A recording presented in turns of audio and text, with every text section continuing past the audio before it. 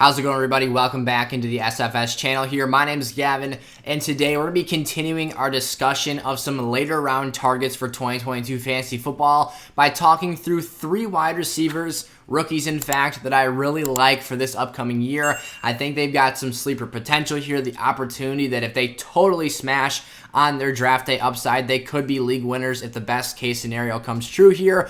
And of course, if you're new around here, make sure to drop down, click that like button, and subscribe to the channel before we dive into today's video. We posted my running backs version of this last week. We talked through 3 guys, same style as today's video. So go check that out if you haven't done so already and are interested in that. But here we go. We're talking 3, again, rookie wide receivers for 2022 with some sleeper upside for this season. Alrighty, here we go. So if you guys are looking for a draft guide for this fantasy football season, there's a handy QR code up in the top right-hand corner of your screen. Scan that sucker and it'll take you over to our pricing page. We have 3 different options now to choose from to get access to those draft guides for this season. So I'm not going to ramble too much about that right now.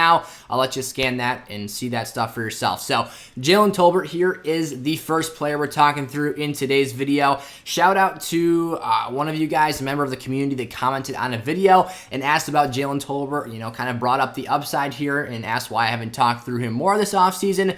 Very fair point, and I agree. I have not done a good enough job of this summer yet of walking you guys through some of the later round sleepers and the rookies, especially from the 2022 draft class, that could step up to the plate here and be legitimate lineup contributors throughout this season. I've talked through some of the bigger names, obviously, at the top of draft boards, your Breece Halls. I've talked a little bit of Kenneth Walker here for redraft purposes. I focused more on him for Dynasty style stuff, but then, your Drake Londons, your Garrett Wilsons, all those guys. So I want to dive a little bit more into some of the lesser talked about names. Jalen Tolbert is especially going to be that player in today's video. So let's dive right into it. So right now, Jalen Tolbert's ADP is the wide receiver 70 overall. That's great value. That's phenomenal territory to be drafting a player. He's going right now as a 13th round pick. And I would say that behind Van Jefferson, he is probably my second favorite option, maybe my third. I like Tyron Davis-Price in the 13th round as well in 12-team formats. But he's right there. This is a player that has a lot of upside. And there is the opportunity that day one he could come out swinging and give you fantasy points in your lineups right off the bat. Why is that? Of course, it's the Michael Gallup injury. He's coming off of an ACL tear, so you do have a significant issue that he's going to have to resolve and overcome, whether that's missed game time, whether that's rust, whether that's not having the mental trust in himself to get back out there and go 100% day one. ACL injuries can be just as much deteriorating to a player mentally as it is physically, because you saw last year with Saquon Barkley. Now, the running back position is the most physical in sports, but wide receivers still, there is a level of trust you have to place within your body to be able to get back out there and go 100% on the field. So Tolbert could step up to the plate and be the wide receiver 2 in a Dallas offense that a season ago was the number 4 team in passing plays per game in 2021. They tried to be balanced early on in the season, but after Zeke hurt his PCL, they started throwing the football more, decreasing their rushing attempts per game, and this became a very high, obviously a top 5 team in terms of passing game volume in that offense. So again, he's the 13.1 overall pick right now, the wide receiver 70. It's phenomenal upside for this spot on the board. There's not a ton of guys outside of, drafting your rookies that are going to give you a ton of value at that spot on the board. In terms of who Jalen Tolbert, the player, is, there is a lot to like. He does have really good prototype X wide receiver size. He runs a 4.49 40-yard dash. And really, he does a lot of the same things well that Michael Gallup does. He's a true X receiver in the National Football League. And just like Michael Gallup, now, they still obviously have their large differences. But Tolbert's a guy who line him up outside. He separates vertically very well. This is a player who has a lot of strength at the catch point. After the catch, he can actually be pretty explosive as well. 4.49 doesn't sound all that amazing. I mean, it's pretty good, don't get me wrong. But on tape, at least, he flashed a lot more ability to pull away from defenders that I think that number has at face value. The one thing that gives me some concern is, and this is very warranted, but you've also probably heard it before if you've talked to any Jalen Tolbert, is the sample size of competition. You've got a small school here and not necessarily playing against the top tier of competition at the college level. Now, he was absolutely dominant this past season, but according to playerprofiler.com, he didn't have his breakout age until his age 20 and a half season, which is 48th percentile amongst wide receivers. Obviously, the younger that breakout age is, the higher indicator that is of, how much better are you than the levels of competition around you, regardless of their age. So that gives me some slight worry here. The other factor of this is that a lot of our analysis for Jalen Tolbert is that he can crush it day one. He can come out swinging and be a fantasy relevant player in this Cowboys offense. But if his breakout age was later at the college level, he's playing at a smaller school at that level, and again, had that later breakout age, I feel like we might be pressing a little bit to expect him to break out here day one in the National Football League at the highest level of competition. So the door will be open for opportunity day one for Jalen Tolbert, most likely, whether, again, Gallup's out there or not, because there is that mental and physical aspect to this. However, I'm not super confident that he goes out here and crushes it week one. He might be a later season breakout for me, despite the fact that that opportunity will be there. So let me know your guys' thoughts on Jalen Tolbert in the comment section below. As a player, I really like him as a prospect. I think that eventually he will get right this season and hopefully be a flex level wide receiver contributor to our lineups by year end. However, I am a little bit conservative and cautious with my optimism here just because of the factors that we bring forth to the table here. So despite the fact that he does have sleeper potential, is someone you should definitely be eyeing in the 13th round of your leagues. It's not like, again, this is a foolproof situation that is guaranteed to smash you a league championship just by making this pick. So the next player I want to talk about here, we're actually kind of going in reverse ADP order for today. So we're going to get a little bit earlier on the draft board here from the wide receiver 70 to the wide receiver 63. This, of course, being Jameson Williams, one of my favorite prospects in the 2022 class, who I think is going to crush it this season. Now, I'm surprised that more people aren't seeing the obvious, or what I feel is the obvious here. I think that there is tremendous writing on the wall for Jameson Williams to have insane upside for this season when you look at it in a bubble. There is a top 12 pick with arguably the most explosion in football pads in this draft class being given to you, gifted at the 12.1 overall pick. I'm shocked his ADP is not higher. You've got guys like Skyy Moore and Christian Watson who are second-round picks by their team. Yes, their quarterback situation is a bit better, but as a player, those two do not compare quite to the same extent that a Jameson Williams does. I'm not saying that he's going to outscore these players in 2022, because as you'll see, one of those guys is on the list here. And if you've been watching the channel here, it isn't the one that I talk about the most. So I'm giving you guys some fresh stuff, some fresh takes here. Jameson Williams, though, is a guy for me with, assumed 4.3 40-yard speed. A guy, again, who I think is the most explosive guy in pads, arguably, in this draft class. Tyquan Thornton has a faster on-paper 40 time. But again, put him in pads, I don't see quite the same juice with Thornton as I see with Jameson Williams here. And you've got an opportunity. Yes, I love Amon-Ra St. Brown as much as the next guy. But they drafted him in, the 4th round last year. Jameson was the 12th overall pick. And when you saw those draft day clips of the Lions front office when he fell to them, they were elated. They could not have been any more happy. They were, jumping for joy, screaming, hugging each other. It was like they won the Super Bowl on draft day. They were so pumped that this guy fell into their laps. They are going to use him, and they are going to use him effectively. They are going to get him the ball in space, and they are going to give him a lot of chances to prove himself as a top target in this offense. I don't see why Jameson Williams cannot be the 2022 version of his former, was he technically former teammates with Jalen Waddle? Nonetheless, former Alabama product, Jalen Waddle. Waddle was a guy who I expected to struggle last season, a player who I thought that as a vertical threat would have little to no upside, not fantasy upside, but in terms of deep threat ability with Tua in that offense. I thought it was going to be a struggle. I didn't know if the volume was going to be there, and sure enough, they ran bubble screens, flat routes, out routes. everything underneath, quick screens, getting him the ball in space, and giving him opportunities to make plays. Why can't Detroit do the same thing with Jameson Williams? I get it. Amon-Ra St. Brown is a beautiful big slot target, a guy you can get out there. He runs really crisp, short, and intermediate routes. He gets the job done. He's awesome. That's fantastic. But Jameson Williams possesses a level of athleticism that Amon-Ra St. Brown has never dreamed of. And for that reason, I will be scooping up some shares of Jameson Williams in the 12th round every single time.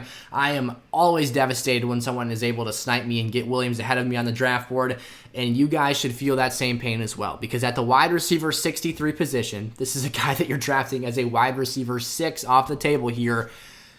There is an insane amount of opportunity and value to be had. And again, I think he's going to have more volume than anticipated. I think he's going to be dang good after the catch.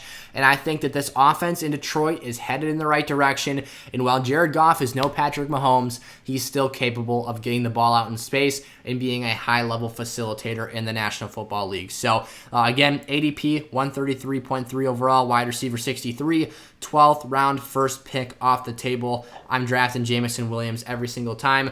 Back to those draft guides, you guys. If you want more in-depth information on these 3 players or over 300 other names in fantasy football for 2022, check out sizzlefantasy.com. I'll leave a link in the cards for today's video. That's what you're going to get taken over to when you scan that QR code up in the top right-hand corner of your screen.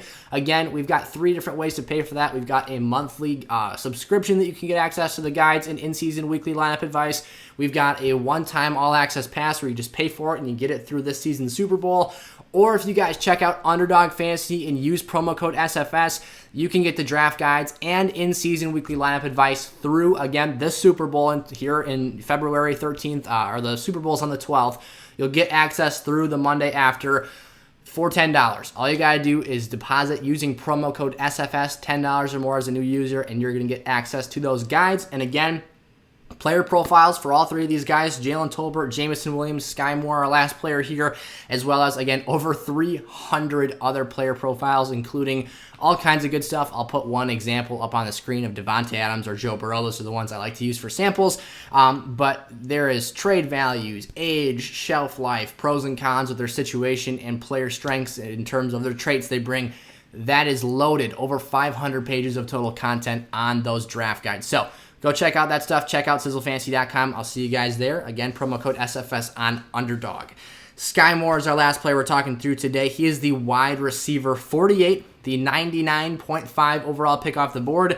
And if you're like me, where someone says that, and I hate doing division in my head in terms of trying to figure out where that is on the draft board, that would equate to the 9.4 overall selection in 12-team fantasy formats. So, very nice feature that Underdog's ADP has for you to check that stuff out. But what are we getting here in Skyy Moore? I love the player heading into the draft before knowing landing spots. Skyy was one of my favorite receivers. I was super high on him. This is now a situation tied to a quarterback, which is just an absolute dream. And again, I'm sorry, you guys. I haven't talked rookies enough this offseason and this summer, and I want to more. So I'm really sad that I haven't talked more about Skyy Moore. This is starting to sound a bit repetitive with all the mores that are coming out of my mouth here. But with Skyy, you've got a player who I said before the draft could develop into being a quarterback's best friend. And what better quarterback to have as your best friend than Patrick Mahomes? Maybe Josh Allen, Justin Herbert, depending on your preference. I'll take Mahomes, though, any day of the week. If you're telling me that that's the guy that my stock is tied to in fantasy football, I'm elated. So Skyy Moore here at the wide receiver 48 position, being drafted as the final wide receiver 4 off the table, brings 4.41 speed, a guy who runs routes very crisply, in breaking or out breaking. One of the things that he really thrived at in college was showing that he can attack the field from either a boundary wide receiver position or lined up in the slot. That versatility is going to be huge in this Andy Reid offense, because what they did with Tyreek Hill, and this is not Tyreek Hill, Skyy Moore does not have that athleticism, that explosion, that burst, acceleration, whatever it is. You know, this is a different player. So we have to, despite the fact, the only thing I want to hear tossed out between comparisons of Skyy Moore and Tyreek Hill is the target share vacated. That being 159 targets Tyreek had last season. That's really the only thing that is relevant in, you know, from Tyreek's situation to Skyy Moore's situation that I'm at all concerned about. What Skyy does, though, is the fact that, again, he's versatile. He can line up all over the field. You've got one of the best play callers and play designers in the NFL to utilize this skill set. Now, you've got those 159 targets. Something really interesting that I went and broke down here before I recorded today's video was looking at Travis Kelce. And one of the things I noticed is that Travis has a dang near full plate. What do I mean by that? Travis is a hungry guy. At the tight end position, almost no one else sees as much target share as Travis Kelce on a year-to-year basis. But I went and looked through Kelce's numbers every season with Patrick Mahomes here in Kansas City. He had himself 135 targets this past season. Again, he's a hungry guy. He's eating up those targets. Yet his top target finish was 150. Oops, my bad, guys. I just knocked my phone off the charging stand. His top target season was 150 back in 2018 when Pat Mahomes had that 50 touchdown season, was the league MVP, all that great stuff. So Travis Kelce's plate, let's, just get out the calculator here, divide 135 by 150. His plate is about 90% full. So there's only so much that Travis can eat. For the rest of that food that's out there, that target share volume, you've got yourself a combination and concoction of MVS, Juju Smith-Schuster, Skyy Moore, and Mecole Hardman. Now, the one guy that I really value in this situation outside of Skyy Moore is going to be Juju. He's a guy who has some proven success in this league. He actually had 2 phenomenal seasons early in his career. He's had a little bit of a downtrend here the last few with the Pittsburgh Steelers, but I think he can get back on top of it and, recoup some of that fantasy value here in 2022. Regardless, Mecole Hardman, we know what he is at this point. In MVS, I'm still trying to figure out how his draft stock is so high, despite the fact that his route tree literally consists of fade balls and posts. Regardless, Skyy is someone who is very versatile. I think that the Chiefs will value him highly in this offense, and whether or not this matters or not, I'm going to toss it out there. Patrick Mahomes posted a beautiful little picture and said, with him training with Skyy Moore this offseason, and said, Skyy is the limit. So, just look at that beautiful word placement there by Pat Mahomes, maybe giving us some foreshadowing that he's going to light it up with Skyy Moore this season. So, I'm really excited about this. Again, for a guy that can work the middle of the field inside or outside, be a guy that can stretch the field vertically as well and win at that 4.41 speed. It's not Tyreek Hill speed, but it is capable enough to get him some opportunities downfield and have some really efficient target volume. So in the 9th round, that sleeper potential is there. League-winning upside is absolutely there, and I'm really excited about Skyy Moore and the other 2 players, 3 total in today's video. So let me know your guys' thoughts on these players. Are you going to be drafting them? Have you drafted some shares already? Do you plan on now after watching today's video? Let me know. I'm here for all that stuff, you guys. If you have any questions about your fantasy league, put those in the comment section below as well, and I'll get back to you guys as soon as I possibly can. Go check out some of the links in the description. And again, the SFS draft guides here for the 2022 season. Thank you so much, you guys. Stay tuned for tomorrow's video. I'll see you there. Peace out.